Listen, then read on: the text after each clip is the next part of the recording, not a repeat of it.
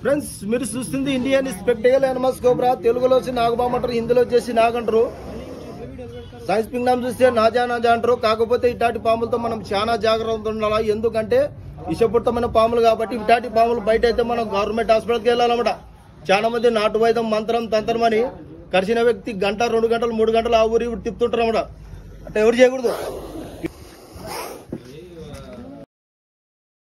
2 card పడుతుంది, వాపొస్తుంది, భరించలేని నొప్పి ఉంటుంది. గమనించాలా, ఓహో ఇతనికైతే విషపూరితమైన పాము కొరికేదని చెప్పి గమనించి మన దరిదాపులు ఎక్కడైతే గవర్నమెంట్ హాస్పిటల్ ఉంటుందో అక్కడ వెళ్ళి యాంటీబయాటిక్ అందుకొని ట్రీట్మెంట్ చేసుకుంటే పానాలతో సేవ్ అయిపోతారు అన్నమాట. కాకపోతే ఇంకా జనాలు 3 నమ్మకంలోనే ఉంటారు. నాటు వైద్యం మంత్రం తంత్రం అని చెప్పి ఆ 3 నమ్మకం ఎవరు నమ్మకూడదు అనమాట. ఇట్లాంటి విషపూరితమైన పాములు కొరితే గవర్నమెంట్ హాస్పిటల్కి వెళ్ళాలా.